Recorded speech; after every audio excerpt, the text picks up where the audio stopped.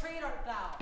A trade, sir, that I hope I may use with a safe conscience, which is indeed, sir, a mender of bad souls! What trade, thou knave, thou naughty knave, what trade? Nay, I beseech you, sir, be not out with me, yet, if you be out, sir, I can mend you. What meanst thou by that? Mend me, thou saucy wench. Why, sir, gobble you! Thou art a cobbler, art thou? I am indeed, sir, a surgeon to old shoes. When they are in great danger, I recover them, as proper men as ever trod upon leather have gone upon my handiwork. But wherefore are not in thy shop today? Why dost thou lead all these about the streets? Truly, sir, to wear out their shoes to get myself into more work.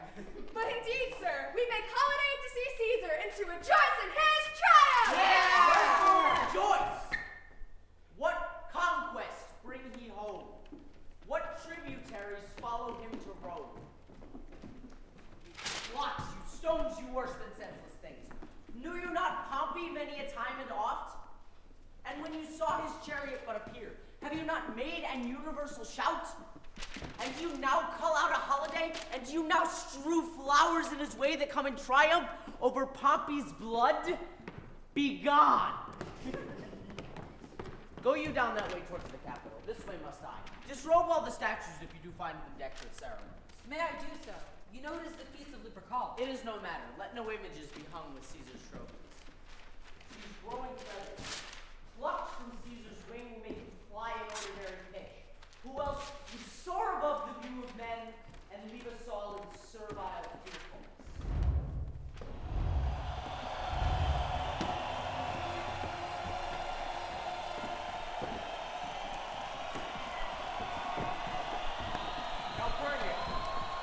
Peace! Ho! Caesar speaks! Calpurnia, stand you directly in Antonio's way when he doth run his course.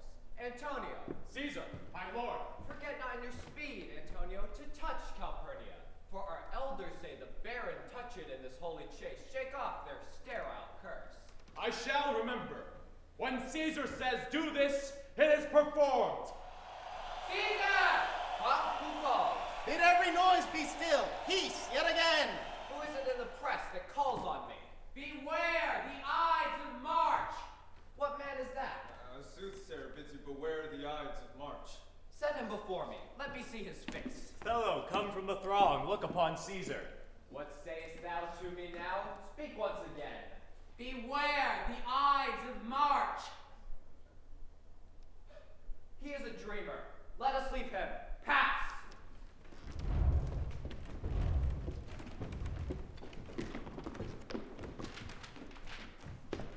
Will you go see the order of the course? Not I. I pray you do. I am not gamesome. I do lack some part of that quick spirit that is an Antony. Let me not hinder Cassius your desires. I'll leave you. Brutus, I do observe you now of late. I have not from your eyes that gentleness and show of love as I was wont to have. You bear too stubborn and too strange a hand over your friend that loves you. Cassius, be not deceived. If I veiled my look, I turned the trouble of my countenance merely upon myself.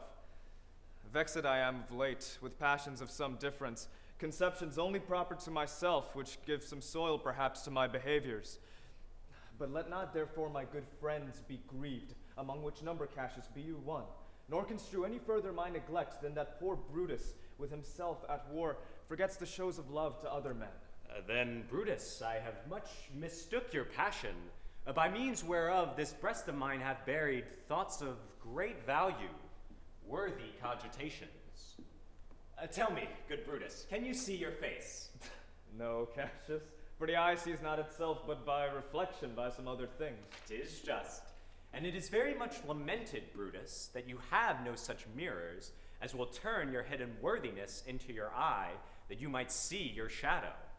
I have heard where many of the best respect in Rome, except immortal Caesar, speaking of Brutus and groaning underneath this age's yoke, have wished that noble Brutus had his eyes. Into what dangers would you lead me, Cassius, that you would have me seek into myself for that which is not in me? Therefore, good Brutus, be prepared to hear. And since you know you cannot see yourself so well as by reflection, I, your glass, will modestly discover to yourself that of yourself which you yet know not of. What means the shouting? I do fear the people choose Caesar for their king. Aye, do you fear it? Then must I think you would not have it so. I would not, Cassius. Yet I love him well. But wherefore do you hold me here so long? What is it that you would impart to me? If it be aught toward the general good, set honor in one eye and death in the other, and I will look on both indifferently. For let the gods so speed me, as I love the name of honor more than I fear death. I know that virtue to be in you, Brutus, as well as I do know your outward favor. Well, honor is the subject of my story. I cannot tell what you and other men think of this life, but for my single self, I'd as lief not be as live to be in awe of such a thing as I myself. I was born free as Caesar, so were you. We both have fed as well, and we can both endure the winter's cold as well as he. For once, upon a raw and gusty day, the troubled Tiber chafing with her shores, Caesar said to me, "Darest thou, Cassius, now leap in with me into this angry flood, and swim to yonder point?" Upon the word, accoutered as I was, I plunged in, and bade him follow, so indeed he did. The torrent roared, and we did buffet it, yet ere we could arrive the point proposed, Caesar cried, "Help me, Cassius, or I sink." I, as Aeneas, our great ancestor, did from the flames of Troy upon his shoulder the old Anchises bear, so from the waves of Tiber did I, the tired Caesar. And this man is now become a god, and Cassius is a wretched creature, and must bend his body if Caesar carelessly but nod on him. He had a fever when he was in Spain, and when the fit was on him, I did mark how he did shake. 'Tis true, this god did shake, and that same eye, whose bend doth all the world, did lose his luster. I did hear him groan, aye, and that tongue of his that bade the Romans mark him and write his speeches in their books, alas, it cried, "Give me some drink, Titinius." As a sick girl, ye gods, it doth amaze me, a man of such a feeble temper should so get the start of the majestic world and bear the palm alone. Another general shout. I do believe that these applauses are for some new honors that are heaped on Caesar. Why, man, he doth bestride the narrow world like a colossus, and we, petty men, walk under his huge legs and peep about to find ourselves dishonorable graves. Men at some time are masters of their fates. The fault, dear Brutus, is not in our stars, but in ourselves, that we are underlings. Brutus and Caesar. What should be in that Caesar? Why should that name be sounded more than yours? Write them together, yours is as fair a name. Sound them, it doth become the mouth as well. Now, in the names of all the gods at once, upon what meat that this our Caesar feed, that he hath grown so great? Age, thou art shamed. When went there by an age since the great flood, but it was famed with more than with one man? When could they say, till now, that talked of Rome, that her wide walks encompassed but one man? Now is it Rome indeed, and Rome enough, when there is in it but one only man? What you would work me to, I have some aim. How I have thought of this and of these times I shall recount hereafter. For this present I would not so with love, I might entreat you, be any further moved. What you have said, I will consider. What you have to say, I will with patience hear, and find a time both meet to hear and answer such high things. Till then, my noble friend, chew upon this. Brutus had rather be a villager than repute himself a son of Rome under these hard conditions as this time is like to lay upon us. I am glad that my weak words have struck but thus much show of fire from Brutus. The games are done, and Caesar is returning. As they pass by, pluck Casca by the sleeve, and he will, after his sour fashion, tell us what hath proceeded worthy note today. Antonio, Caesar, let me have men about me that are fat, sleek-headed men, and such as sleep o' nights. Yon Cassius has a lean and hungry look. He thinks too much. Such men are dangerous. Do not fear him, Caesar. He's not dangerous. He's a noble Roman and well given. Would he were fatter. but I fear him not. Yet, if my name were liable to fear, I do not know the man I should avoid so soon as that spare Cassius. He reads much. He is a great observer, and he looks quite through the deeds of men. He loves no plays as thou dost, Antony. Seldom he hears no music, and seldom he smiles, and smiles in such a sort as if he mocked himself, and scorned his spirit that could be moved to smile at anything. Such men as he be never at heart's ease whilst they behold a greater than themselves, and therefore are they very dangerous. I rather tell thee what is to be feared than what I fear, for always I am Caesar. Come on my left hand, for this ear is deaf, and tell me truly what thou thinkst of him. You pulled me by the coat. Would you speak with me? Aye, Casca. Tell us what hath chanced today that Caesar looks so sad. Why, you were with him, were you not? I should not then ask Casca what hath chanced. Why, there was a crown offered him. And being offered him, he put it by with the back of his hand, thus. And then the people fell a-shouting. What was the second noise for? Why, for that too. They shouted thrice. What was the last cry for? Why, for that too. Was the crown offered him thrice? Aye, marry wast, and he put it by thrice, every time gentler than the other. And at every putting by, mine honest neighbors shouted. Who offered him the crown? Why, Antony. Tell us the manner of it, gentle Casca. I can as well be hanged as tell the manner of it. It was mere foolery. I did not mark her. I saw Mark Antony offer him a crown. Yet 'twas not a crown neither, 'twas one of these coronets. And as I told you, he put it by once, but for all that, to my thinking, he would fain have had it. Then he offered it again, and he put it by again, but to my thinking, he was very loath to lay his fingers off it. Then he offered it the third time. He put it the third time by, and still as he refused it, the rabblemen hooted, and clapped their chopped hands, and threw up their sweaty nightcaps, and uttered such a deal of stinking breath, because Caesar refused the crown, that it had almost choked Caesar. For he swooned, and fell down at it. And for mine own part, I durst not laugh, for fear of opening my lips and receiving the bad air. But soft, I pray you. What, did Caesar swoon? He fell down in the marketplace, and foamed at the mouth, and was speechless. 'Tis very like he hath the falling sickness. No, Caesar hath it not, but you and I and honest Casca, we have the falling sickness. I know not what you mean by that, but I am sure Caesar fell down. What said he when he came unto himself? Mary, before he fell down, when he perceived the common herd, was glad he refused the crown. He plucked me ope his coat, and offered them his throat to cut. And I had been a man of any occupation, if I would not have taken him out at a word, I might go to hell among the rogues. And so he fell. When he came to himself again, he said if he had done or said anything amiss, he desired their worships to think it was his infirmity. 3 or 4 wenches where I stood cried, Alas, good soul, and forgave him with all their hearts. But there's no heed to be taken of them. Caesar had stabbed their mothers, they would have done no less. And after that, he came thus sad away. Aye. Did Cicero say anything? Aye, she spoke Greek. To what effect? Nay, and I tell you that, I never look you in the face again. But those that understood her smiled at one another and shook their heads. But for mine own part, it was Greek to me. I could tell you more news. The tribune, Flavius, for pulling down signs praising Caesar, is put to silence. Fare you well.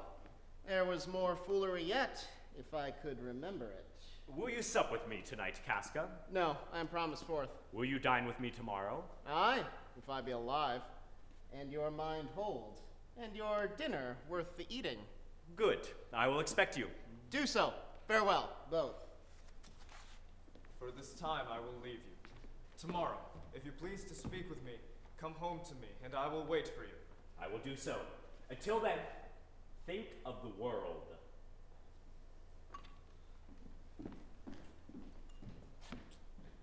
Well, Brutus, thou art noble, yet I see thy honorable metal may be wrought from that it is disposed.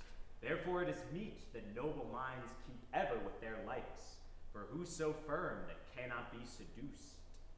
Caesar doth bear me hard, but he loves Brutus. If I were Brutus now and he were Cassius, he should not humor me. this knight, in at several hands in his window's throw, as if they came from several citizens, writings, all tending to the great opinion that Rome holds of his name, wherein obscurely Caesar's ambition shall be glanced at. And after this, let Caesar seat him sure, for we will shake him, or worse days endure.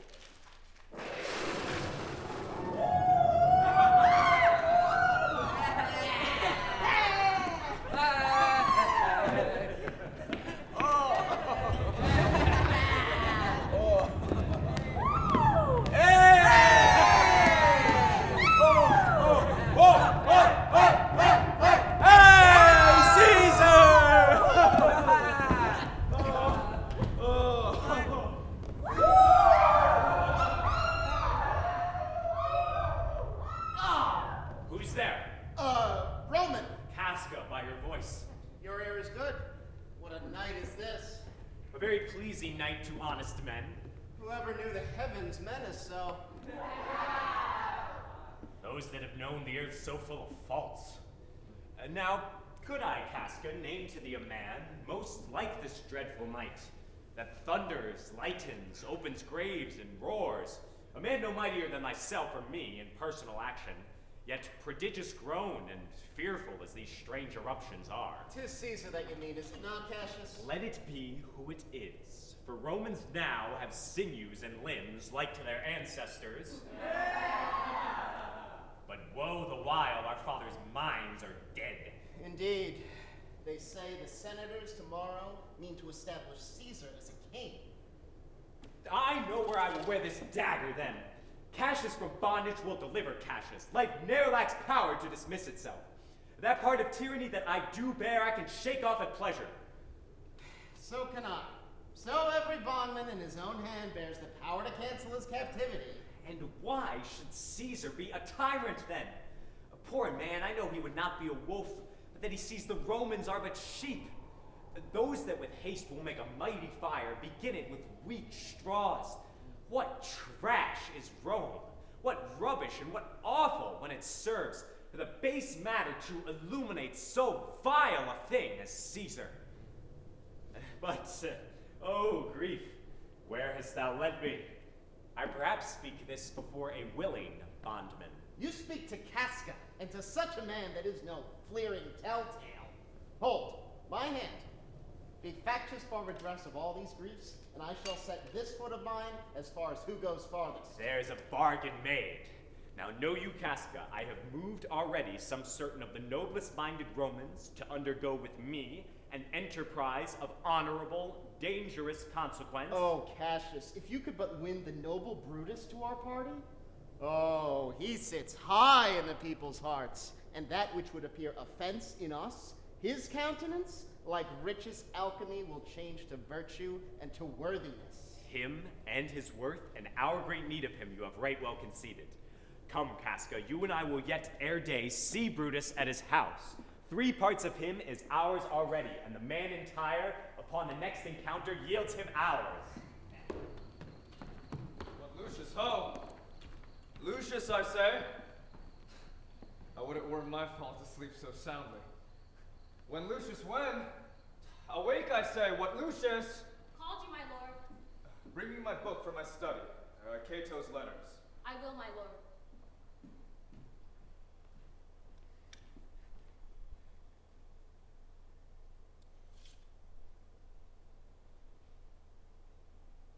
It must be by his death. And for my part, I know no personal cause to spurn at him, but for the general. He would be crowned. How that might change his nature, there's the question. It is the bright day that brings forth the adder, and that craves weary walking. Crown him that, and then I grant we put a sting in him, and that at his will he may do danger with. The abuse of greatness is when it disjoins remorse from power. And to speak truth of Caesar, I have not known when his affections swayed more than his reason. But 'tis a common proof that lowliness is young ambition's ladder, whereto the climber upward turns his face, But when he once attains the utmost round, he then unto the ladder turns his back, looks in the clouds, scorning the base degrees by which he did ascend, so Caesar may, then lest he may prevent. And since the quarrel will bear no color for the thing he is, fashion it thus that what he is, augmented would run to these and these extremities, and therefore think him as a serpent's egg, which hatched would as his kind grow mischievous, and kill him in the shell. Fetching the book from your study, sir, I found this paper near the window. I am sure it did not lie there when I went to bed. Get you to bed again. It is not day. Is not tomorrow, child, the 1st of March?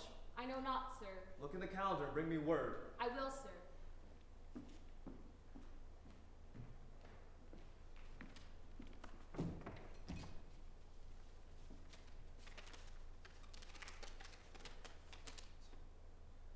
Brutus, thou sleepst. Awake and see thyself. Shall Rome, etc. speak, strike, redress. Brutus, thou sleepst. Awake. Such instigations have been often dropped where I have took them up. Shall Rome, etc. Thus, must I piece it out? Shall Rome stand under one man's sway? What, Rome? My ancestors did from the streets of Rome the Tarquin drive when he was called a king. Speak, strike, redress. Am I entreated to speak and strike? O Rome, I make thee promise. If the redress will follow, thou receivest thy full petition at the hand of Brutus.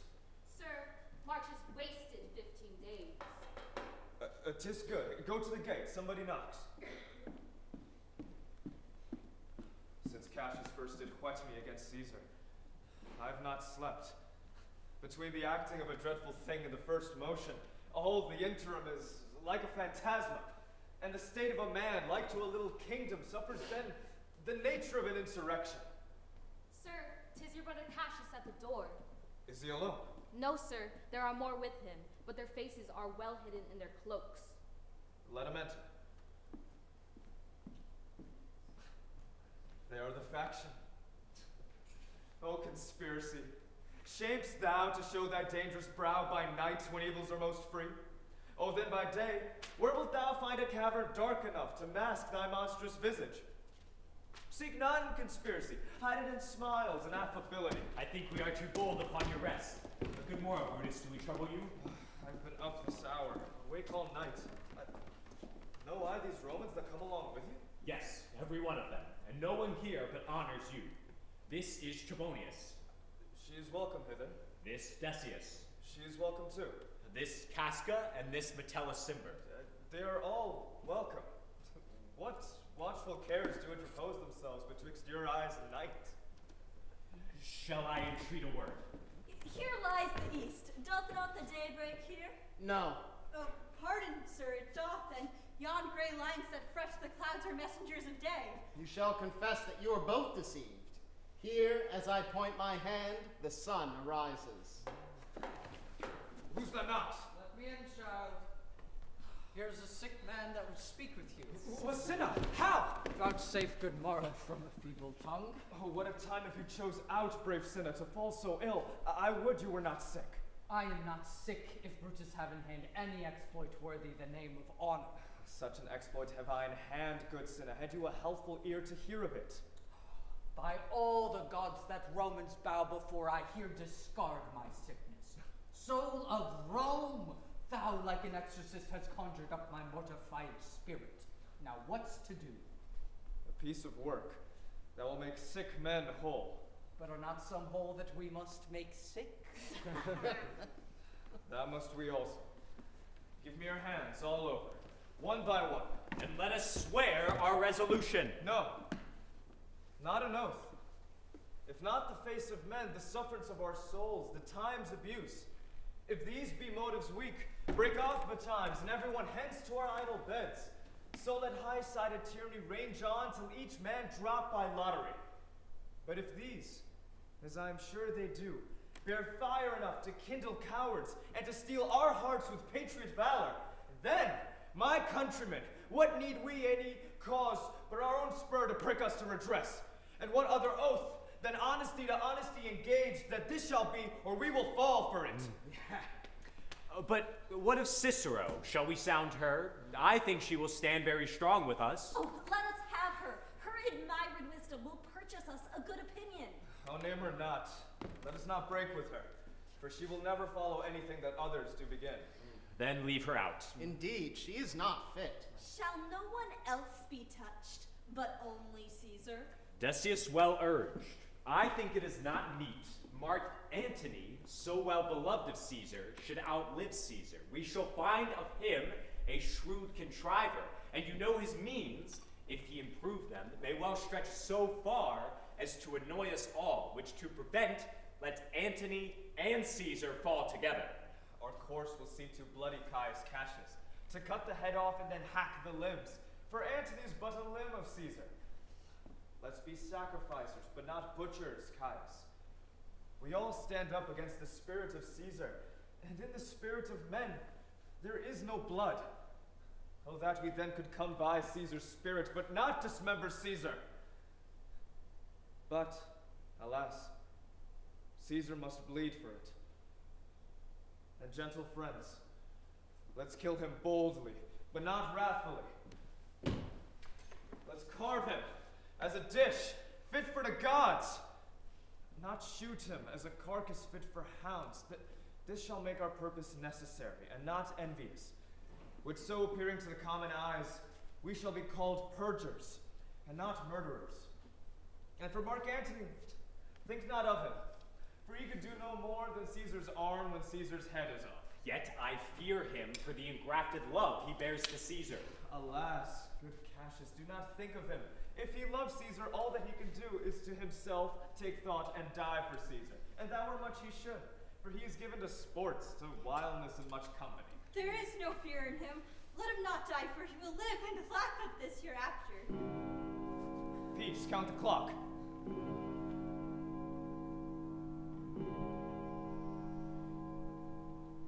The clock has stricken 3. It is time to part. But it is doubtful yet whether Caesar will come forth today or no, for he is superstitious grown of late. The unaccustomed terror of this night and the persuasion of his augurers may hold him from the capital today. Never fear that. If he be so resolved, I can forsway him. For he loves to hear that men may be betrayed with flatterers. But when I tell him he hates flatterers, he says he does, being then thus flattered. Let me work, for I can give his humor the true bent, and I will bring him to the capital. Nay, we will all of us be there to fetch him. The morning comes upon us. We'll leave you, Brutus, and friends disperse yourselves, but all remember what you have said, and show yourselves true Romans. Good friends, take care that you look fresh and merrily. Let not our looks put on our purposes, and so good morrow to you, everyone. Brutus, my lord. Portia, what mean you? Wherefore rise you now? It is not your health thus to commit your weak condition to the raw cold morning. Nor for yours neither. Ye have ungently Brutus stole from my bed. And yesternight at supper, you suddenly arose and walked about, musing and sighing with your arms across. And when I asked you what the matter was, you stared upon me with ungentle looks. I urged you further, then you scratched your head and too impatiently stamped with your foot. Yet I insisted, yet you answered not, but with an angry wafter of your hand gave sign for me to leave you. So I did, fearing to strengthen that impatience, which seemed too much enkindled, and withal hoping it was but an effect of humor, which sometime hath his hour with every man.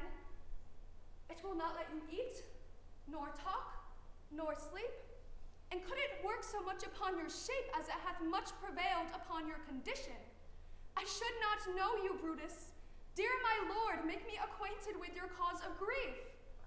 I am not well in health, and that is all. Brutus is wise, and were he not in health, he would embrace the means to come by it. Why, so I do. Good Portia, go to bed. Is Brutus sick? And is it physical? To walk unbraced and suck up the human humors of the dank morning. What? Is Brutus sick? And will he steal out of his wholesome bed to bear the vile contagion of the night and tempt the roomy and unpurged air to add unto his sickness? No, my Brutus, you have some sick offense within your mind, which, by the right and virtue of my place, I ought to know of. And on my knees I charm you, by my once commended beauty, by all your vows of love, and that great vow which did incorporate and make us one, that you unfold to me yourself, your half. Why, you are heavy, and what men tonight have had resort to you, for here have been some 6 or 7 who did hide their faces even from darkness. Kneel not, gentle Portia. I should not need if you were gentle Brutus. Within the bond of marriage, tell me, Brutus, is it accepted I should know no secrets that appertain to you? Am I yourself, but as it were, in sort or limitation, to keep with you at meals, comfort your bed, and talk to you sometimes? Dwell I but in the suburbs of your good pleasure. If it be no more, Portia is Brutus's harlot, not his wife. You are my true and honorable wife, as dear to me as are the ruddy drops that visit my sad heart. If this were true, then should I know this secret? Tell me your counsels, I will not disclose them. I shall make strong proof of my constancy, giving myself a voluntary wound, here, in the thigh. Can I bear that with patience and not my husband's secrets? Oh, ye gods! Render me worthy of this noble wife. By and by thy bosom shall partake the secrets of my heart.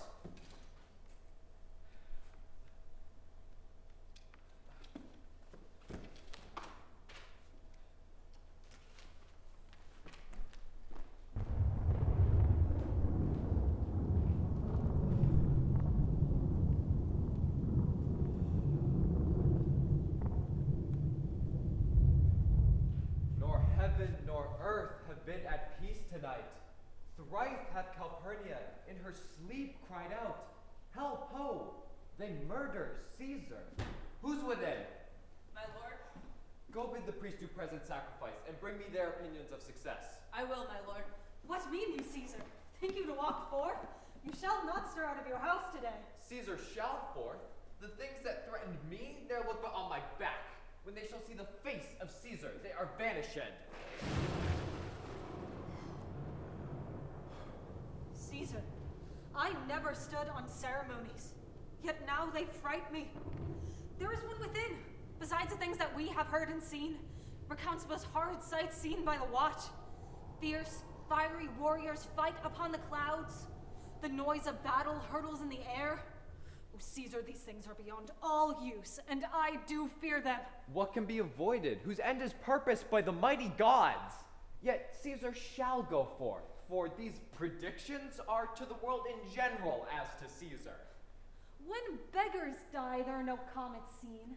The heavens themselves blaze forth the death of princes. Cowards die many times before their deaths. The valiant never taste of death but once. Of all the wonders that I yet have heard, it seems to me most strange that men should fear, seeing that death, a necessary end, will come when it will come. What say the augurers? They would not have you two stir forth today.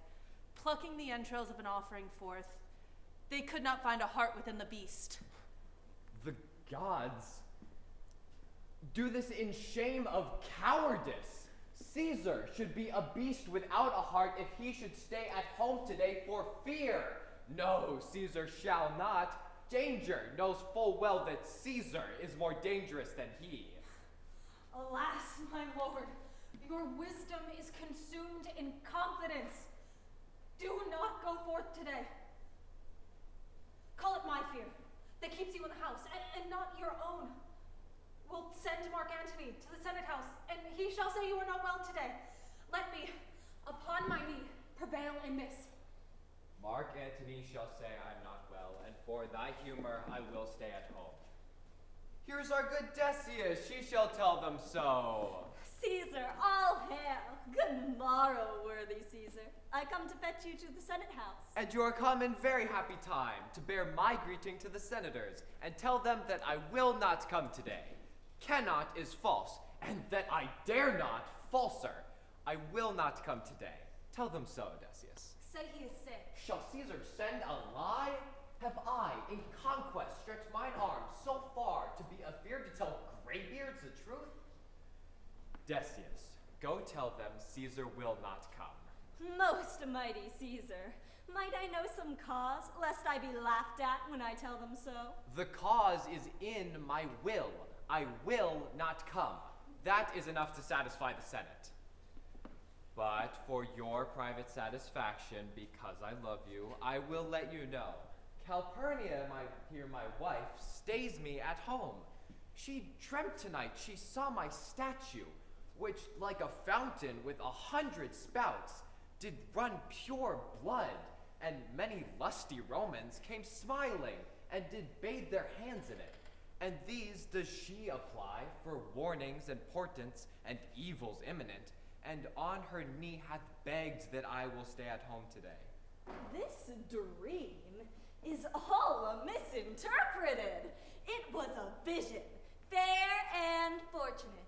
Your statue spouting blood in many pipes, in which so many smiling Romans bathed, signifies that from you great Rome shall suck, reviving blood, and great men shall press for tinctures, stains, relics, and cognizance. This, by Calpurnia's dream, is signified. And this way have you well expounded it. I have, when you have heard what I can say, and know it now, the Senate have concluded to give this day a crown to mighty Caesar. If you shall send them word you will not come, their minds may change.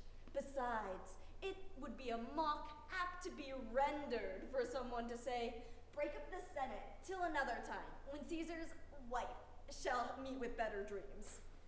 If Caesar hide himself, shall they not whisper, lo, Caesar is afraid. Pardon me, Caesar, for it is my dear, dear love to your proceeding that bids me tell you this. How foolish do your fears seem now, Calpurnia? I am ashamed I did yield to them. Give me my cloak, for I will go. And look where Popilius has come to fetch me. Good morrow, Caesar. Welcome, Popilius. What, Brutus, are you stirred so early too? Good morrow, Casca. By heaven, Cinna, Caesar was ne'er so much your enemy as that same ague which hath made you ill. What is the clock? Caesar, 'tis struck an 8. I thank you for your pains and courtesy. See, Antony that revels long a night is notwithstanding up. Good morrow, Antony. So to noble Caesar. Bid them prepare within. I am to blame to be thus waited for. Now Cinna, now Metellus. What, Trebonius? I have an hour's talk in store for you. Remember that you call on me today. Be near me that I may remember you. Caesar, I will, and so near will I be that your best friends shall wish I had been further. Good friends, go in and taste some wine with me, and we, like friends, will straightway go together. Caesar, beware of Brutus. Take heed of Cassius. Come not near Casca. Have an eye to Cinna.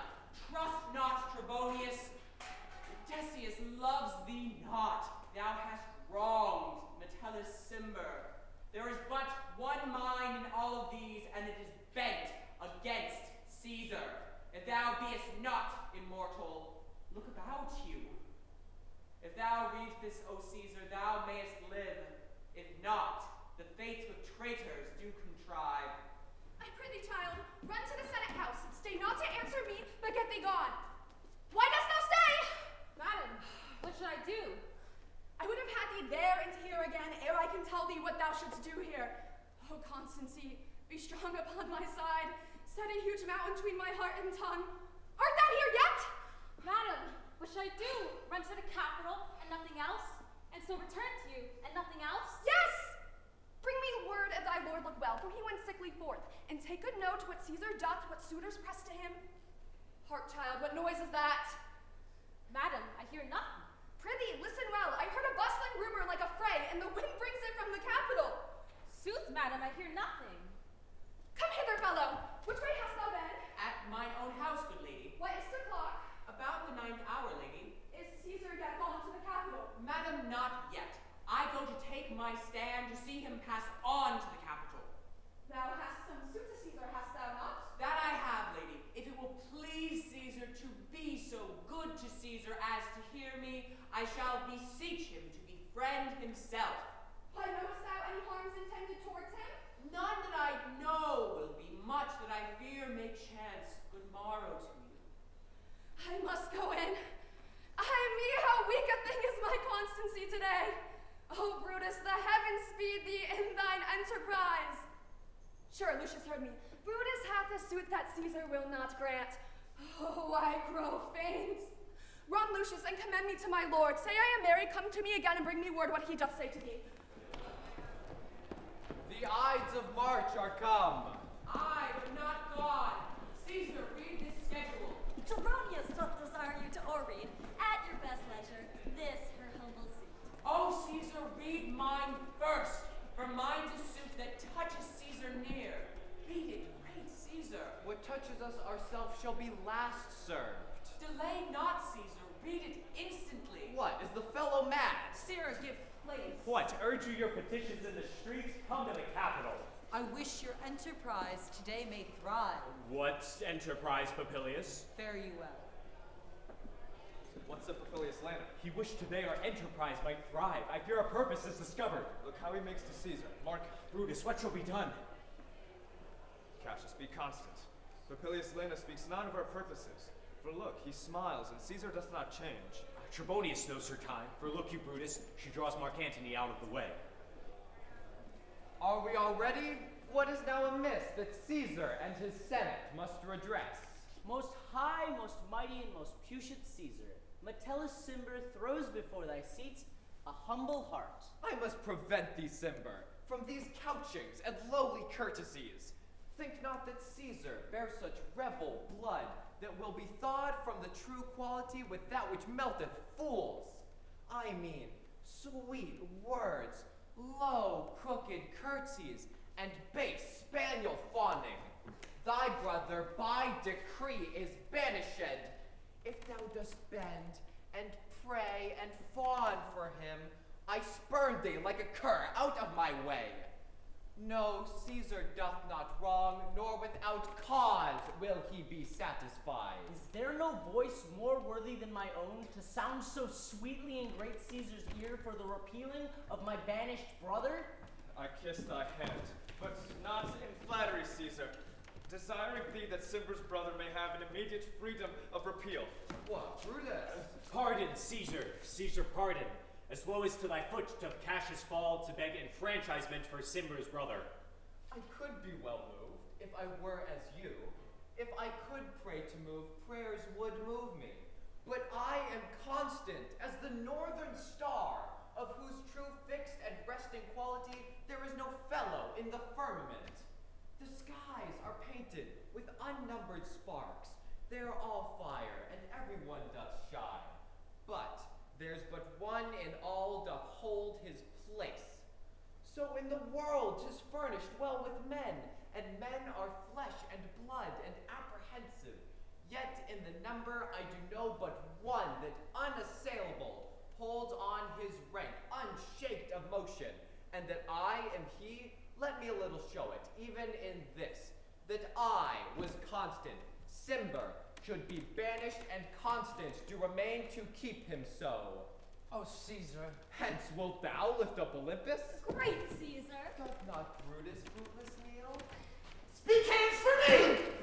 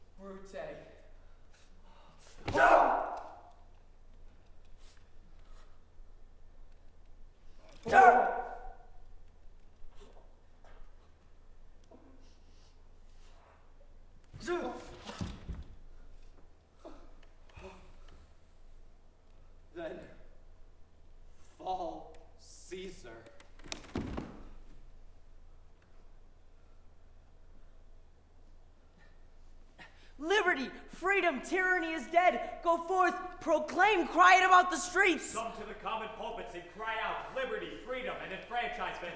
People and senators, be not affrighted. Fly not, stand still. Ambition's debt is paid. Go to the pulpit, Brutus. Where's Popilius? Here, quite confounded with this mutiny. Stand fast together, friends, lest some friends of Caesar should chant. Stop not of standing! Cicero, good cheer. There is no harm intended to your person, nor to no Roman else. So tell them all. And leave us, both of you, lest that the people rushing on us might do you any mischief. Do so, and let no one abide this deed but we the doers. Where's Antony? Fled to his house amazed. Men, wives, and children stare, cry out, and run, as it were doomsday. Fates, we will know your pleasures, that we shall die we know. 'Tis but the time and drawing days out that men stand upon. Why, he that cuts off 20 years of life cuts off so many years of fearing death. Grant that, and then is death a benefit. So are we, Caesar's friends, that have abridged his time of fearing death. Come, Romans, come, and walk we forth even to the marketplace, and waving our red weapons o'er our heads, let's all cry peace, freedom, and liberty! How many ages hence shall this our lofty scene be acted over, in state unborn and accents yet unknown? How many times shall Caesar bleed and mime, no worthier than the dust? So oft as that shall be, so often shall the not of us be called the men that gave their country liberty. But here comes Antony. I know that we shall have him well to friend. Welcome, Mark Antony.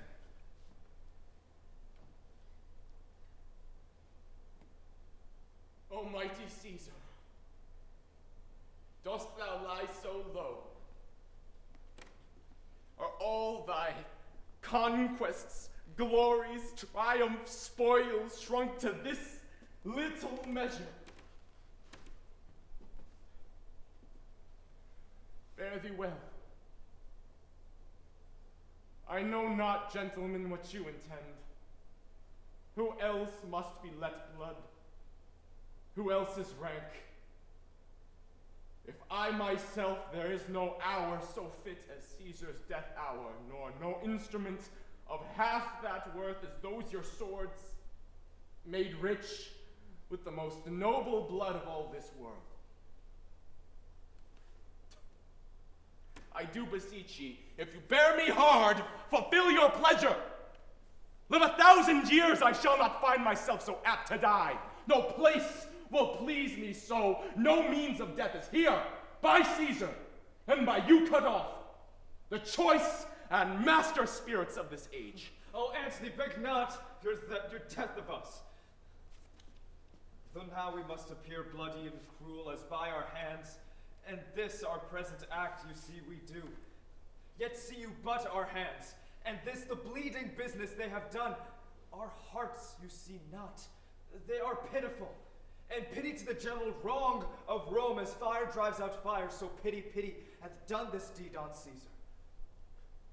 For your part, to you our swords have leaden points, Mark Antony. Our hearts of brother's temper do receive you in with all kind love, good thoughts, and reverence. Your voice shall be as strong as anyone's in the disposing of new dignities. Only be patient, till we have appeased the multitude beside themselves with fear, and then we will deliver you the cause, why I that did love Caesar when I struck him, have thus proceeded. I doubt not of your wisdom. Let each man render me his bloody hand. First, Marcus Brutus will I shake with you. Next, Caius Cassius, do I take your hand. Gentlefolk all, alas, what shall I say? My credit now stands on such slippery ground that one of two bad ways you must conceit me. Either a coward or a flatterer. That I did love thee, Caesar. Oh, 'tis true. If then thy spirit look upon us now, shall it not grieve thee dearer than thy death to see thy Antony making his peace, shaking the bloody hands of thy foes? Pardon me, Julius. Mark Antony. Pardon me, Caius Cassius. The enemies of Caesar shall say this, then in a friend it is called modesty. I blame you not for praising Caesar so, but what compact mean you to have with us? Will you be pricked in number of our friends, or shall we on and not depend on you? Therefore I took your hand, but was indeed swayed from the point by looking down on Caesar. Friends am I with you all, and love you all, upon this hope, that you shall give me reasons why, and wherein Caesar was dangerous. Or else were this a savage spectacle? Our reasons are so full of good regard that were you, Antony, the son of Caesar, you should be satisfied. That's all I seek.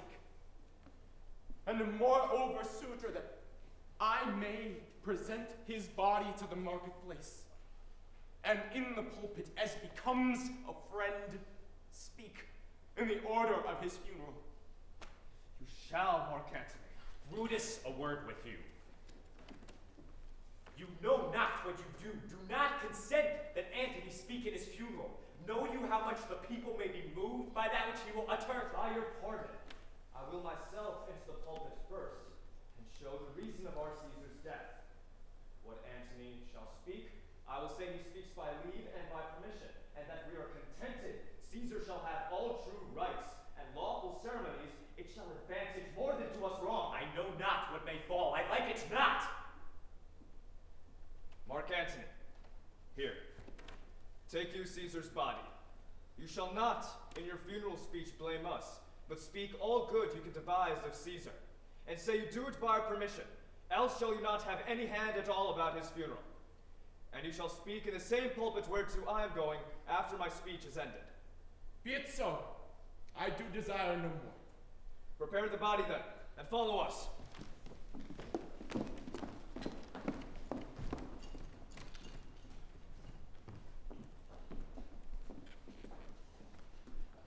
Oh, pardon me, thou bleeding piece of earth, that I am meek and gentle with these butchers!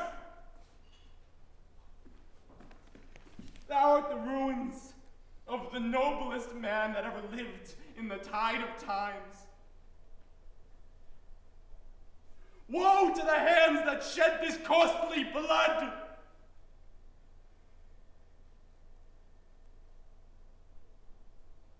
Over thy wounds do I prophesy. A curse shall light upon the limbs of men. Domestic fury and fierce civil strife shall cumber all the parts of Italy. Blood and destruction shall be so in use, and dreadful objects so familiar, that mothers shall but smile when they behold their infants quartered by the hands of war, and Caesar's spirit, ranging for revenge, with Ate by his side, come hot from hell, shall in these confines, in a monarch's voice, cry havoc, and let slip the dogs of war. You serve Octavius Caesar, do you not? I do, Mark Antony. Caesar did right for him to come to Rome. He did receive his letters and bid me to say to you by word of mouth. Oh, Caesar. Thy heart is big. Is thy master coming? He lies tonight within 7 leagues of Rome. Post back to him. Tell him what hath chanced. Here is a mourning Rome, a dangerous Rome. No Rome of safety for Octavius yet. Hie hence and tell him so. Yet stay a while. Thou shalt not back till I have borne this corpse to the marketplace. There shall I try in my oration how the people take the cruel issue of these bloody men, according to the which thou shalt discourse back to young Octavius of the state of things. Lend your hand.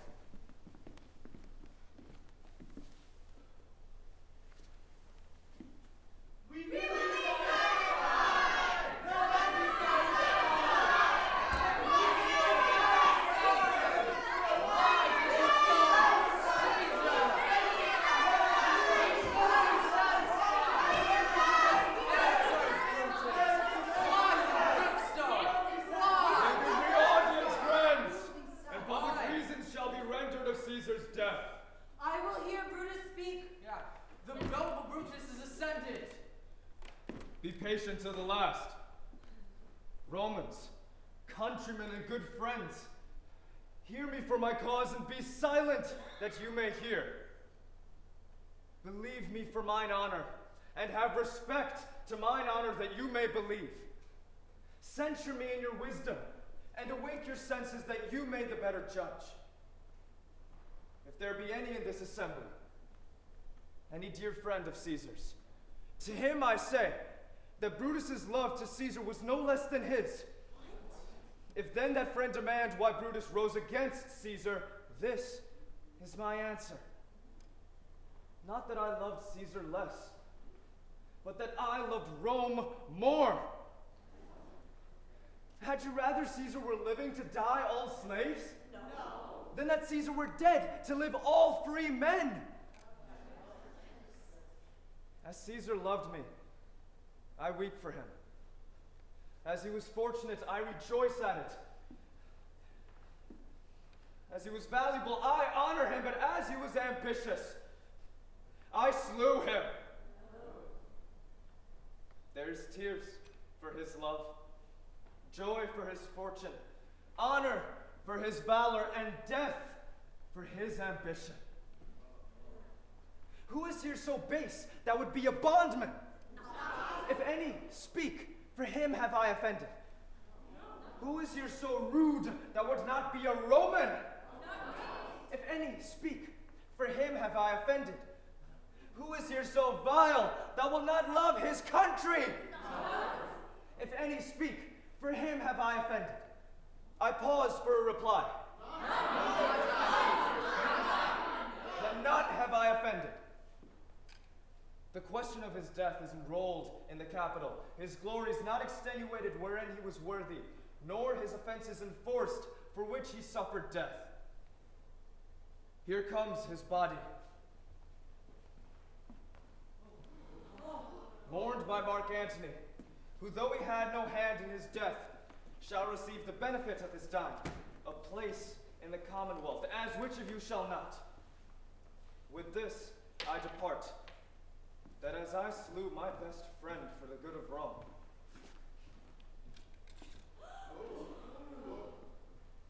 I have the same dagger for myself when it shall please my country to need my death.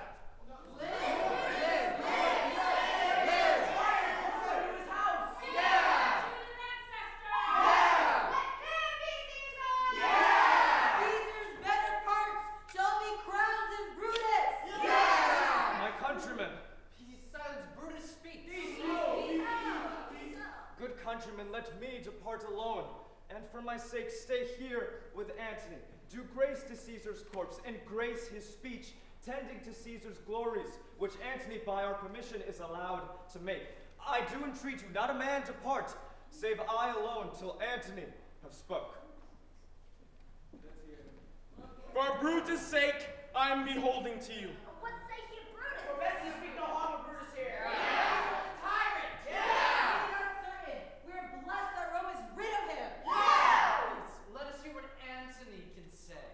You gentle Romans, friends, Romans, countrymen, lend me your ears.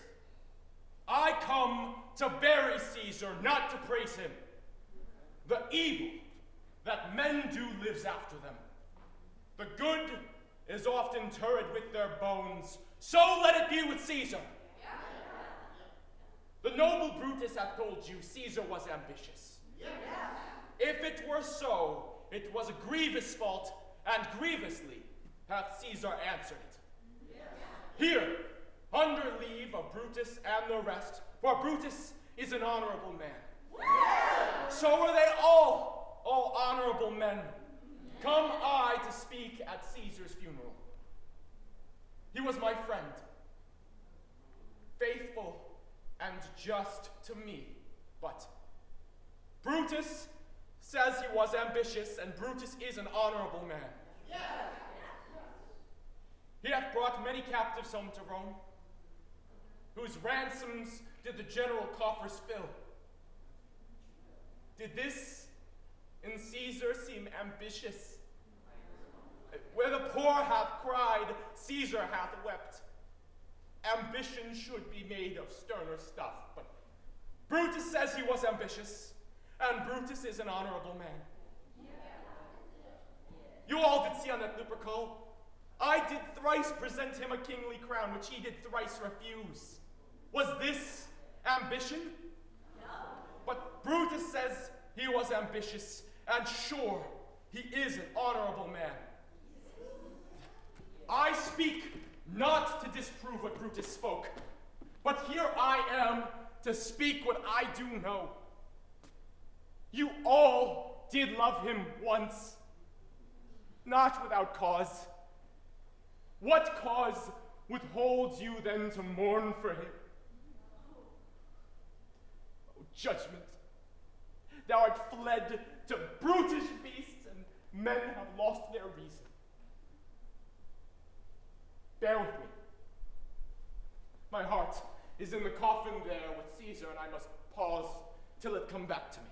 Methinks there is such reason in his saying. If thou consider rightly of matter, Caesar has had great wrong. Has he masters? I fear the little worst come in his place. Mark ye his words. He would not take a crown. Therefore, 'tis certain he was not ambitious. To be found so, some will dear abide. Poor soul, his eyes were red as fire with weeping. He's not a nobler man in Rome than Antony. Mark him, he begins again to speak.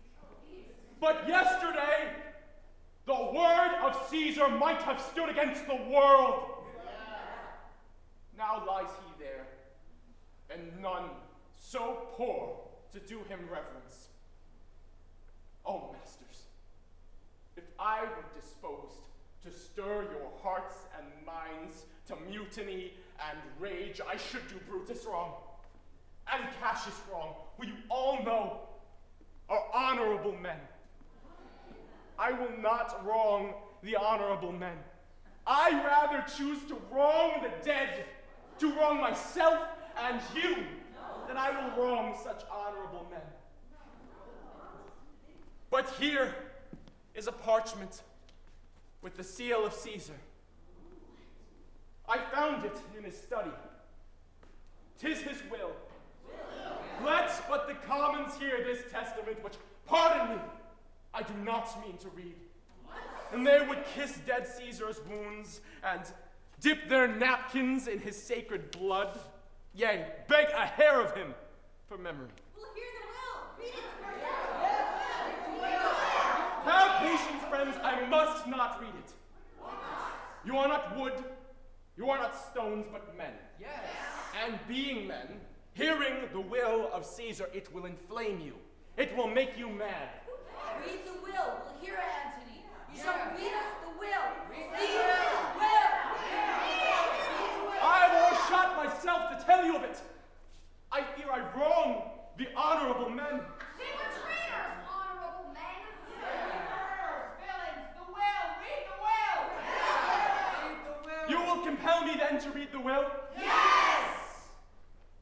If you have tears, prepare to shed them now. You all do know this mantle. I remember the first time ever Caesar put it on. 'Twas on a summer's evening in his tent. That day he overcame the Nervii. Look you here, ran Cassius' dagger through. See what a rent the envious Casca made. Through this, the well-beloved Brutus stabbed. And Brutus, as you know, was Caesar's angel. Judge, O you gods, how Caesar loved him. This was the most unkindest cut of all. For when the noble Caesar saw him stabbed, ingratitude, more strong than traitors' arms, quite vanquished him. Then burst his mighty heart, and muffling up his face, great Caesar fell. Oh, what a fall was there, my countrymen. Then I and you and all of us fell down, whilst bloody treason flourished over us. Kind souls, what?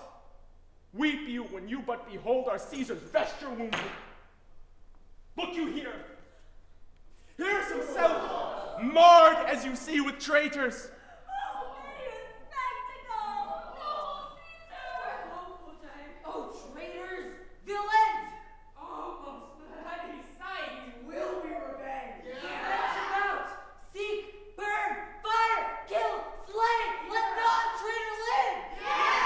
Stay, countrymen! Be sir, hear the noble Antony. We'll hear him! We'll follow him! We'll die with him! Good friends, sweet friends, let me not stir you up to such a sudden flood of mutiny. They that have done this deed are honorable. What private griefs they have, alas, I know not, that made them do it. They are wise and honorable, and will no doubt with reasons answer you. I come not, friends, to steal away your hearts. I am no orator, as Brutus is, but as you know me all, a plain, blunt man that loved my friend. And that they know full well, that gave me public leave to speak of him. For I have neither writ, nor word, nor worth to stir men's blood. I only speak right on. I tell you that, which you yourselves do know. Show you sweet Caesar's wounds, poor dumb mouths, and bid them speak for me. But were I Brutus, and Brutus Antony, there were an Antony that would ruffle up your spirits and put a tongue in every wound of Caesar that should move the stones of Rome to rise and mutiny. Yet hear me, countrymen, yet hear me speak. Alas, you go to do you know not what. Wherein hath Caesar thus deserved your loves? Alas, you know not, I must tell you then. You have forgot the will I told you of.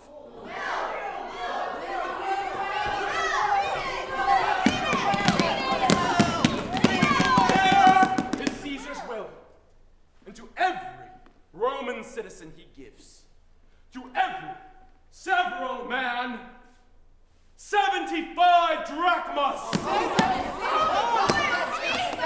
Hear me with patience.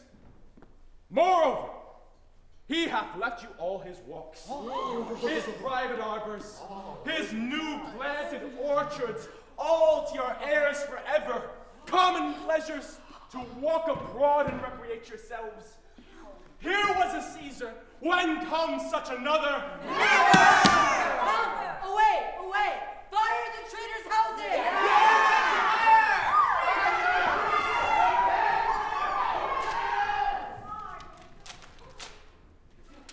Mischief, thou art afoot. Take thou what course thou wilt. How now, fellow? Sir, Octavius has already come to Rome.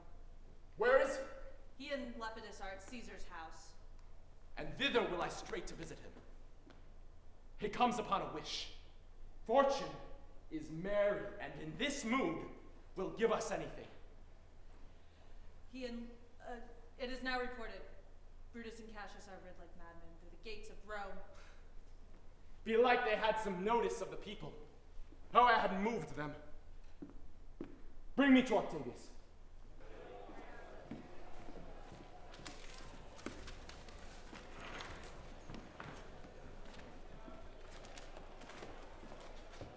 I dreamt tonight that I did feast with Caesar. I have no will to wander forth of doors, yet something leads me forth. What is your name? Whither are you going? Where do you dwell? Are you a married man or a bachelor? Answer each of us directly. Aye, and briefly. Aye, and wisely. Aye, and truly, you were best. What is my name? Whither am I going? Where do I dwell? Am I a married man or a bachelor? Then, to answer everyone directly and briefly, wisely and truly, wisely I say I am a bachelor. That's as much as to say they are fools that marry. You'll bear me a bang for that, I fear. Proceed directly. Directly I am going to Caesar's funeral. As a friend or an enemy? As a friend. That matters answered directly. For your dwelling, brief. Briefly, I dwell by the capital. Your name, sir, truly. Truly, my name is Cinna. Tear him to pieces! He is a conspirator! I am Cinna the poet! I am Cinna the poet! Tear first bad verses! Tear first bad verses! I am not Cinna the conspirator! Tis no matter. His name's Cinna. Tear him! Come, brands, ho, firebrands! To Brutus, to Cassius, burn all!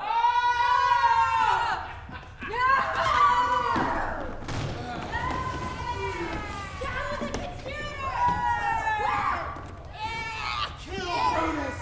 Kill the Cassius. Kill the conspirators. This many then shall die. Their names are pricked.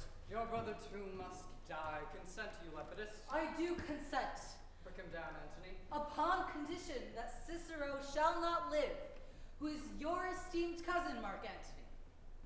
She shall not live. Look, with a mark I damn her.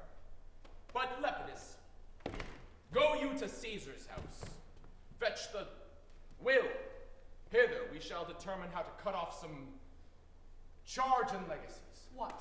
Shall I find you here? Or here at the capital. This is a slight, unmeritable man, well fit to be sent on errands. Is it fit, the threefold world divide, he should stand one of the three to share it? So you thought him, and took his voice who should be pricked to die in our black sentence and prescription. Octavius, I've seen more days than you. And though we lay these honors on this man to ease ourselves of diverse slanderous loads, he shall but bear them, as the ass bears gold. To groan and sweat under the business, either led or driven as we point the way, and bring he our treasure where we will. Take we down his load and point him off as to the empty ass, to shake his ears and graze in the commons. You may do your will, but he's a tried and valiant soldier. So is my horse, Octavius, and for that I do appoint him store of provender. A barren-spirited fellow. Do not speak of him but as a property. Now, Octavius, listen to great things. Brutus and Cassius are levying powers. Therefore, we must straight make haste. Let our alliance be combined, our best friends made, and our means surest answered. And let us go presently sit in council, how covert matters may be best disclosed, and open perils surest answered. Let us do so, for we are at the stake invade about with many enemies, and some that smile have in their hearts I fear millions of mischiefs. What now, Papilius? Is Cassius near? He's at hand. A word, Papilius. How he received you, let me be resolved. With courtesy and respect enough, but not with such free and friendly conference as he hath used of old. Thou hast described a hot friend cooling. Ever note, Papilius, when love begins to sicken and decay, it useth an enforced ceremony. There are no tricks, in plain and simple faith. Most noble brother, you have done me wrong. So to me, you gods, wrong I mine enemies? And if not so, how should I wrong a brother? Brutus, this sober form of yours hides wrongs, and when you do them... Cassius, be content. Speak your grief softly. That's why I do know you well. Before the eyes of both our armies here, which should perceive nothing but love from us, let us not wrangle. Bid them move away, then in my tent, Cassius, enlarge your griefs, and I will give you audience. Decius, bid our commanders lead their charges off a little from this ground. Papilius, do you the like, and let no man come to our tent till we have done our conference. That you have wronged me doth appear in this. You have condemned and noted Lucius Pella for taking bribes here of the Sardians, where in my letters praying on his side because I knew the man was slighted off. You wronged yourself to write in such a case. In such a time as this, it is not meet that every slight offense should bear a comment.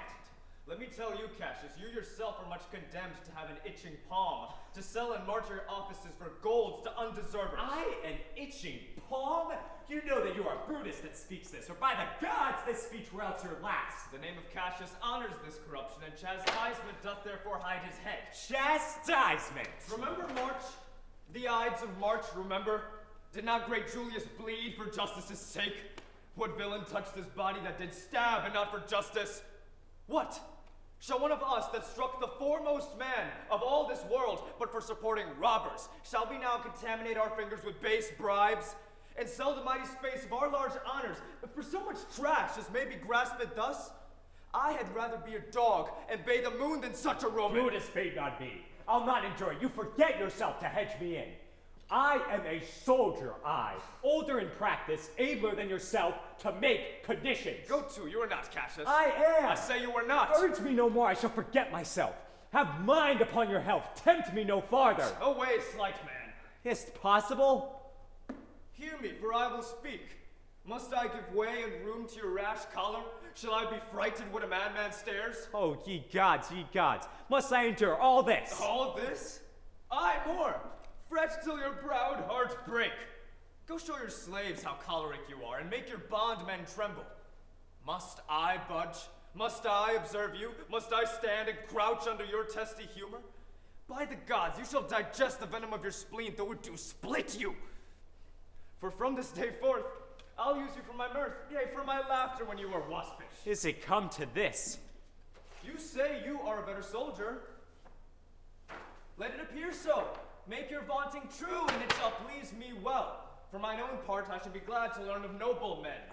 You wrong me every way. You wrong me, Brutus.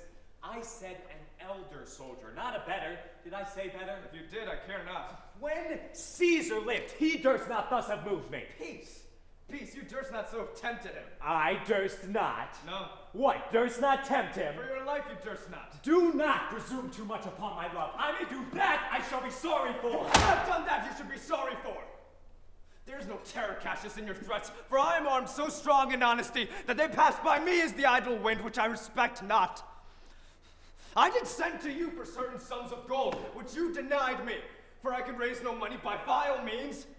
By heaven, I'd rather coin my heart and drop my blood for drachmas than to wring from the hard hands of peasants their vile trash by any indirection. I did send to you for gold to pay my legions, which you denied me. Was that done like Cassius? Should I have answered Caius Cassius so? When Marcus Brutus grows so covetous, be ready, gods, all their thunderbolts, dash him to pieces! I denied you not. You did! I did not! He was but a fool that brought my answer back. Brutus hath rived my heart. A friend should bear his friend's infirmities, yet Brutus makes mine greater than they are. I do not, till you practice them on me. You love me not. I do not like your faults. A friendly eye could never see such faults. A flatterer's would not, though they do appear as huge as high Olympus. Come, Antony, and young Octavius, come. Avenge yourselves alone on Cassius, for Cassius is aweary of the world. Hated by one he loves, all his faults observed to cast into my teeth. Oh, I could weep my spirit from mine eyes. There is my dagger. I that denied thee gold will give my heart. Strike as thou didst at Caesar, for I know, when thou didst hate him worse, thou lovest him better than ever thou lovest Cassius. Sheath your dagger.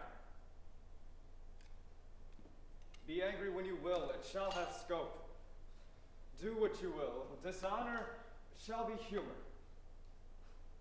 O Cassius, you are yoked with a lamb that carries anger as the flint bears fire, who much in force it shows a hasty spark, and straight is cold again.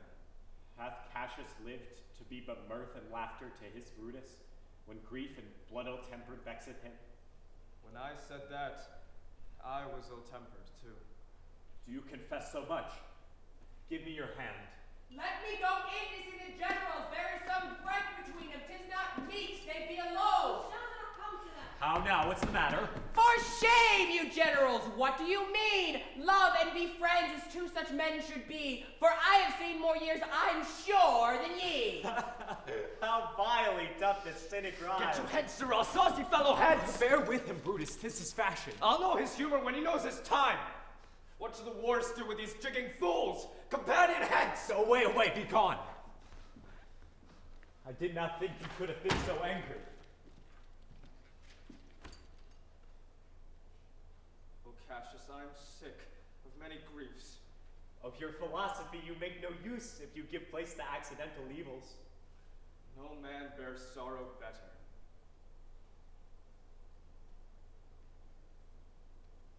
Portia is dead. Huh? Portia? She is dead.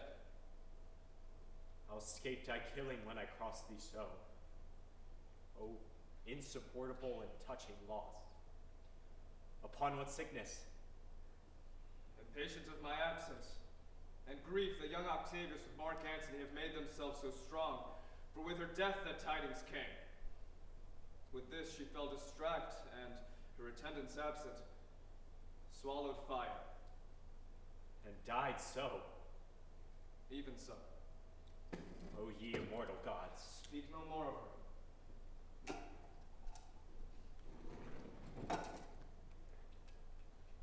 In this, I bury all unkindness, Cassius. My heart is thirsty for that noble pledge.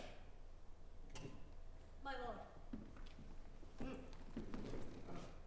Come in, Trebonius. Welcome, good Metellus. Now, sit we close about this lantern here and call in question our necessities.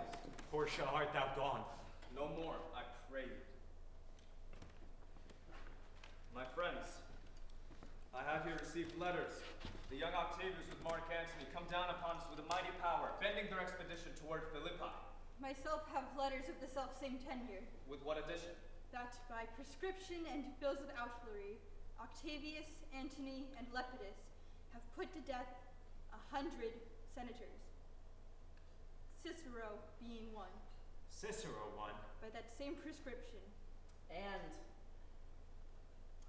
Cinna is dead.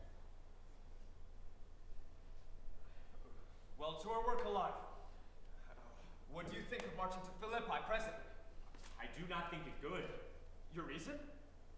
This it is. 'Tis better that the enemy seek us. So shall he waste his means, weary his soldiers, doing himself offense, whilst we, lying still, are full of rest, defense, and nimbleness. Good reasons must of force give place to better. The people twixt Philippi and this ground do stand but in a forced affection, for they have grudged us contribution. The enemy, marching along by them shall make a fuller number up, come on refreshed, new added, and encouraged, from which advantage we shall cut him off. But if at Philippi we do meet him there, these people at our back. Hear me, good brother. Under your pardon, you must know beside that we have tried the utmost of our friends. Our legions are brimful, our cause is ripe. The enemy increaseth every day, we at the height are ready to decline. There is a tide in the affairs of men, which taken at the flood leads on to fortune. Amid it, all the voyage of their life is bound in shallows and in miseries. On such a full sea are we now afloat, and we must take the current when it serves, or lose our ventures. Then, with your will, go on. We'll along ourselves and meet them at Philippi. There is no more to say? No more. Good night. Early tomorrow will we rise and hence. Farewell, good Metellus. Good night, Trebonius. Good night, Lord Brutus. Cassius. Cassius. Oh, my dear brother, this was an ill beginning of the night. Never comes such division between our souls. Let it not, Brutus. Everything is well. Good night, my lord. Good night, good brother.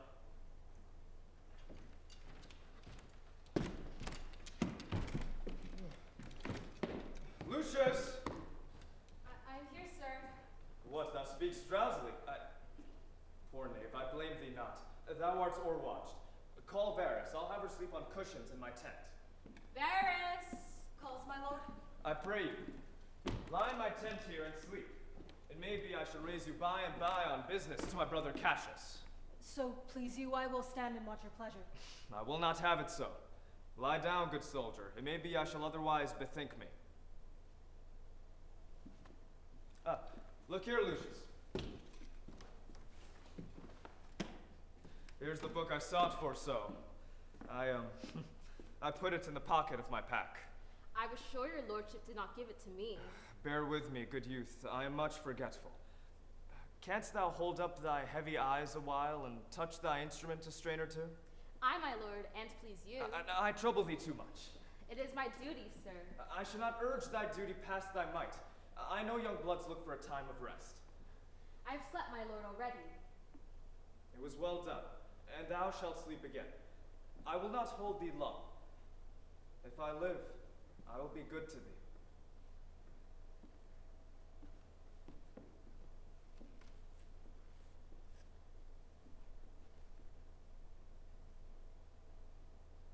Every night when the sun goes in, every night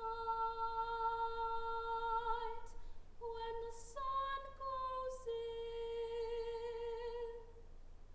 every night when the sun goes in, I hang down my head and mournful cry. True love, don't weep. True love, don't mourn. True love, don't weep. True love, don't mourn. True love, don't weep. True love, don't mourn. I'm going away to Marble Town. I wish to the Lord that rain would come. I wish to the Lord that rain would come. I wish to the Lord that rain would come and take me back where I come from.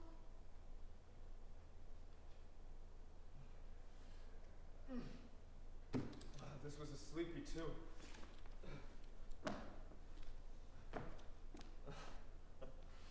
O murderous slumber, layest thou thy leaden mace upon this youth that sings thee music? Gentle knave, good night. I will not do thee so much wrong to wake thee. Let me see. Is not the leaf turned down where I left reading? Ah, here it is, I think.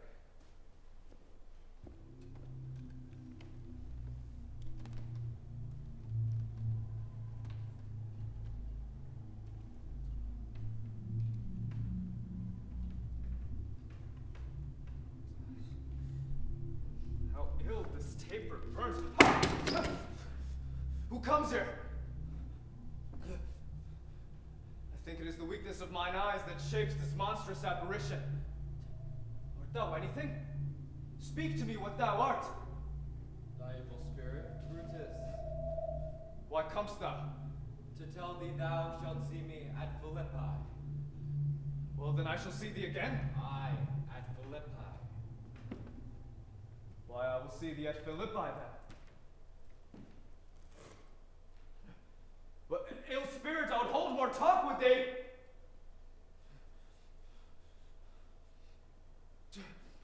Lucius, awake. My lord. Didst thou dream, Lucius, that thou so criedst out? My lord, I did not know that I did cry. Yes, that thou didst. Didst thou see anything? Nothing, my lord. Sleep again, Lucius. Sirrah, Varus, thou, awake. My lord. Why did you so cry out, sir, in your sleep? Did I, my lord? I saw you anything? No, my lord, I saw nothing. Go and commend me to my brother Cassius. Bid him send on his powers betimes before, and we will follow. Shall be done, my lord.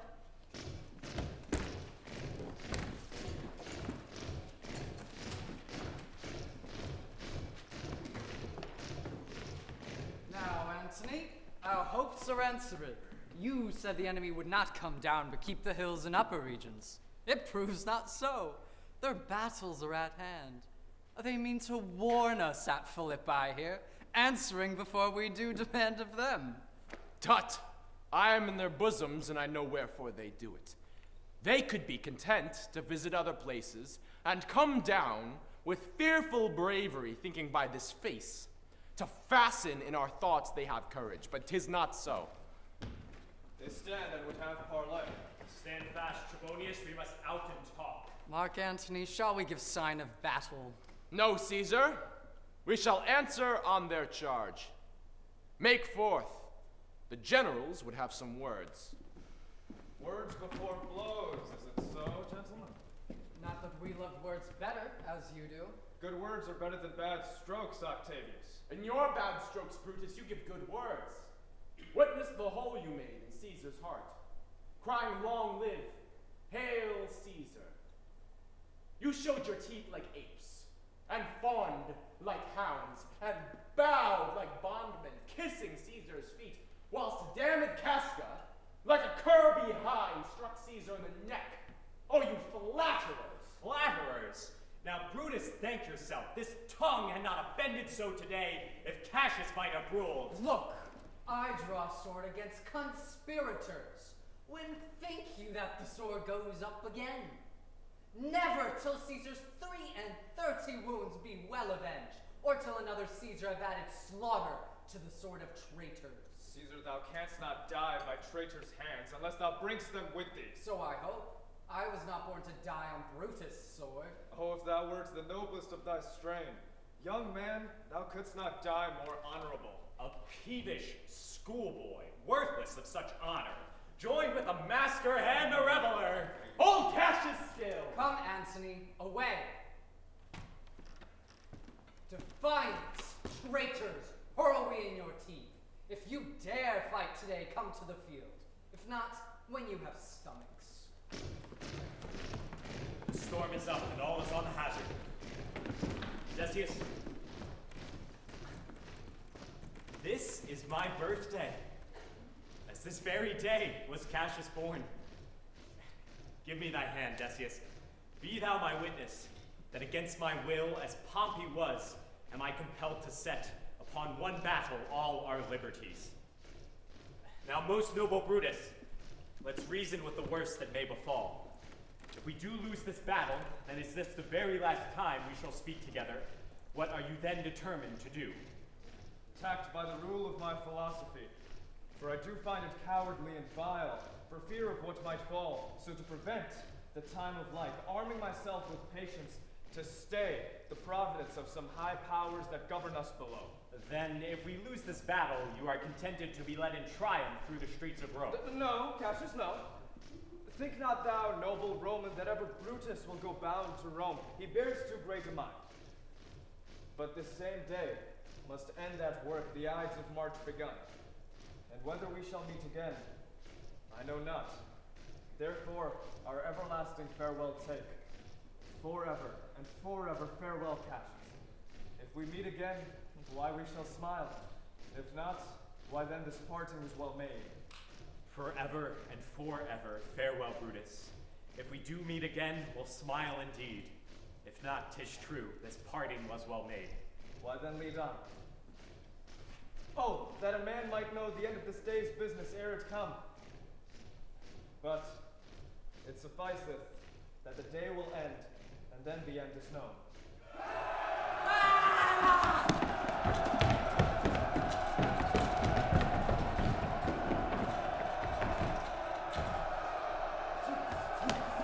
Run!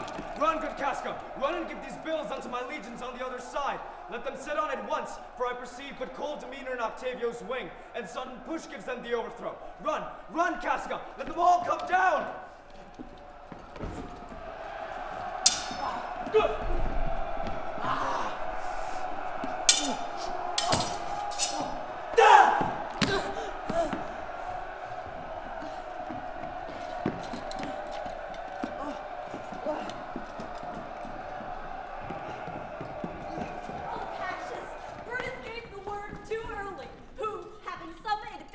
on Octavius took it too eagerly. His soldiers fell to spoil, whilst we by Antony are all enclosed. Fly further off, my lord, fly further off! This hill is far enough. Look, Trebonius. Are those my tents where I perceive the fire? They are, my lord. Decius, if thou lovest me, mount thou my horse and hide thy spurs in him, till he hath brought thee up to yonder troops, and here again that I may rest assured whether yon troops are friend or enemy. I will be here again, even with a thought. No, Trebonius, get higher on that hill. My sight was ever thick. Regard Decius and tell me what thou knowest about the field. This day I breathed first. The time has come round, and where I did begin, there shall I end. My life has run his compass. What news? Decius is enclosed round about, yet she spurs on. Now they are almost on her. She's taken. Hark, they shout for joy. Trebonius!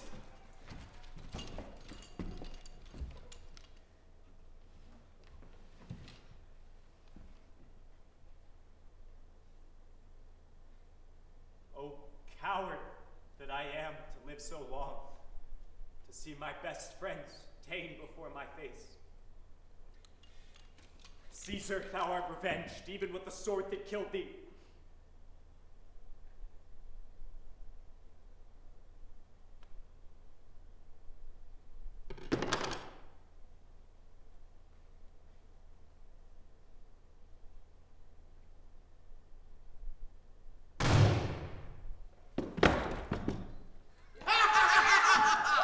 It is but change, Decius, for Octavius is overthrown by noble Brutus' power, as Cassius' legions are by Antony. These tidings will well comfort Cassius. Is not that he? No, this was he, Gasca, but Cassius is no more. Mistrust of my success hath done this deed. Mistrust of good success have done this deed. I you to Brutus, Gasca. Why didst thou send me forth, brave Cassius? Did I not meet thy friends? Didst thou not hear their shouts? Alas, thou hast misconstrued everything. O Julius Caesar, thou art mighty yet. Thy spirit walks abroad and turns our swords in our own proper entrails.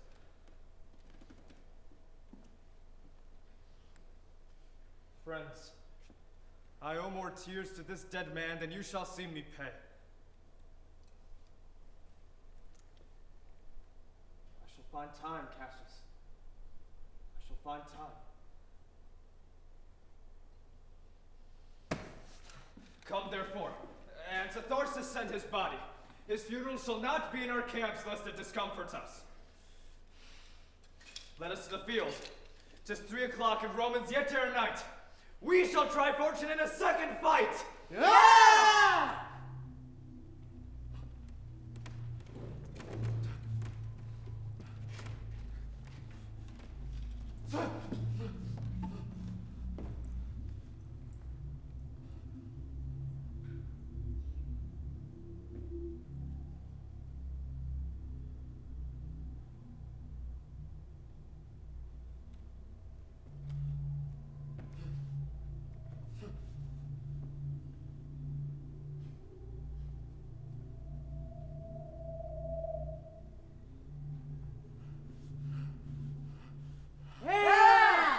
O countrymen! Oh, yet hold up your hands! I am Brutus, Marcus Brutus I. Brutus, my country's friend. Know me for Brutus. Yield, or thou diest! Only I yield to die. Kill Brutus and be honored in his death. We must not, a noble prisoner. Brutus is captured! Brutus is captured, my lord! Where is he? Safe, Antony. Brutus is safe enough. I dare assure thee that no enemy shall ever take alive the noble Brutus. The gods defend him from so great a shame. When you do find him, or alive or dead, He'll be found like Brutus, like himself. This is not Brutus, friends, but I assure you, a prize no less in worth. Treat this man with all kindness. Keep him safe. I'd rather have such men my friends than my enemies. Go on. See where Brutus be, alive or dead. Come for remains of friends. Rest on this rock. Our ensign showed the torchlight, but, dear gods, he came not back again. He is ordained or slain. Sit thee down, Casca. Slaying is the word. It is a deed in fashion. Hark thee, Casca. What, I, my friend? No, not for all the world. Peace then, no words. I'd rather kill myself. Come hither, good Decius. List a word. What says my lord? Why this, Decius? The ghost of Caesar hath appeared to me several times by night. At Sardis once, and this last night here in Philippi fields. I know my hour has come. Not so, my lord. Nay, I'm sure it is, Decius. Thou seest the world, Decius, how it goes. Our enemies have beat us to the pit. It is more worthy to leap in ourselves than tarry till they push us. Good Decius, thou knowest that we two went to school together. Even for that, our love of old, I prithee, hold thou my sword hilst, whilst I do run on it. That's not an office for a friend, my lord. Fly, fly, my friend, there is no tarrying here. Farewell to you, and you, good Decius. My heart doth joy that yet in all my life I found no friend but thou was true to me. I shall have glory by this losing day, more than Octavius and Mark Antony, by whose vile conquest shall attain unto. Fly, good Brutus, fly! Hence I will follow.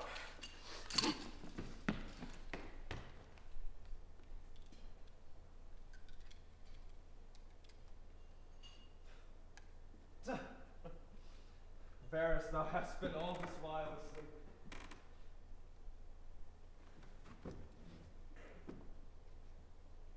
Thou art a soldier of a good respect. Thy life hath had some snatch of honor in it. Hold in my sword, and turn away thy face while I do run on it. Wilt thou, Varus?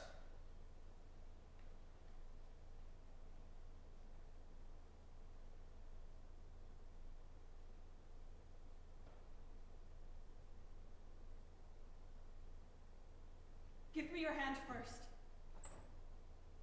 Fare you well, my lord. Farewell, good Varus. O Caesar, now be still. I kill not thee with half so good a will.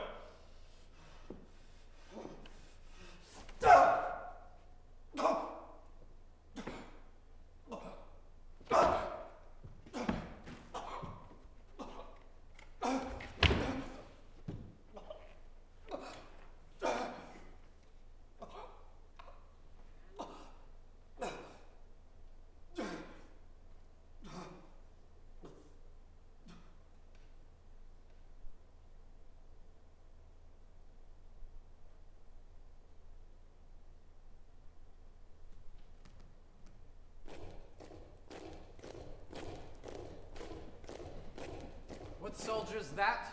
Brutus's. Varus, where's our general? Free from the bondage you were in, Popilius. The conquerors can but make a fire of him. For Brutus only overcame himself, and no one else hath honor by his death. This was the most noble Roman of them all. All the conspirators, save only he, did that they did in envy of great Caesar. He only, in a general, honest thought and common good to all, made one of them. His life was gentle, and the elements so mixed in him that the world might stand up and say, this was a man.